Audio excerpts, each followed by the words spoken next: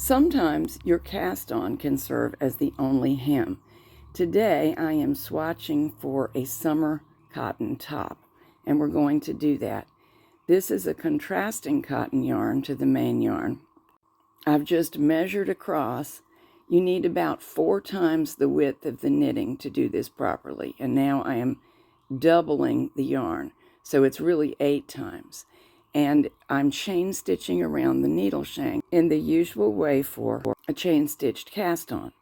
But because I'm using cotton yarn, which doesn't slip very well, and it's essential to keep the stitches loose or it will never work out properly, you're going to have more difficulty with the stiffness of the cast on than usual. So I'm leaving in my struggles so you know what to expect. Do your very best to make the stitches even, and your action is exactly as normal. By the time I get to the right hand end, I am remembering to use the thumbnail on my tool holding hand, right hand for me, to help push the last stitch over the new loop, and that speeds things up and makes it smoother. To emphasize again, as evenly stitched as possible, chain stitches and keep them loose.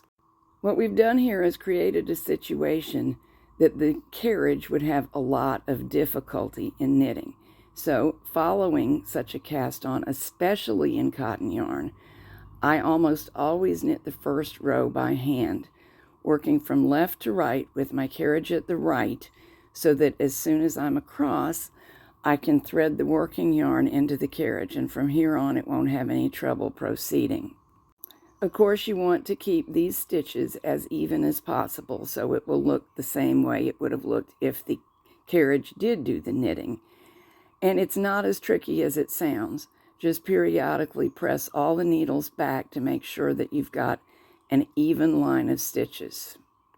If you press them back the same distance, that will be the result. Now, thread the yarn into the carriage.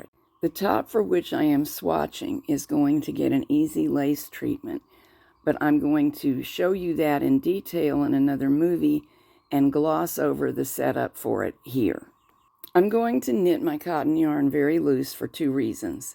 Cotton yarn lofts and shrinks quite a bit, and you don't want a top that feels like cardboard. Also, this one is a summer top, and I live in the South. And I find that bulky knitting cotton is perfectly comfortable in the summer, but only if you knit it loosely.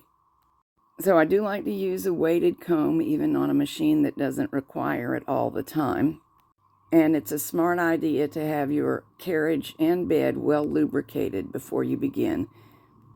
Here you can see how open the knitting is prior to washing. It's going to close up a good bit. Since this is just a swatch, I'm changing to an acrylic yarn to bind off just to make my life a little bit easier.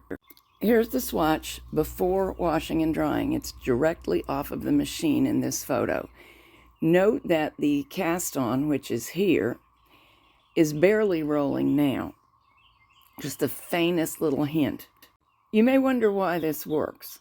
I think there are 2 reasons. If you've worked with cotton before, you will realize that it doesn't tend to roll as much as acrylic does. And it's a heavier yarn in terms of real weight. I'm not speaking of thickness. So a doubled strand of cotton for the cast on is adding enough weight to really slow down any remaining tendency to roll. You're being included in the design process today. If all goes well, the top will come out like the sketch on the left, and there will be a video on it, and it will be added to the bulky cotton top collection pictured at right. Here's the yarn I'm using, Peaches and Cream by Spinrite.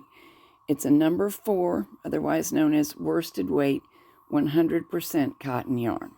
Mine came from Walmart. This one is easily available. And there are other worsted weight cottons that are likely to behave in a very similar manner. Here's the finished swatch, and you can see that the cast on edge is really not rolling at all.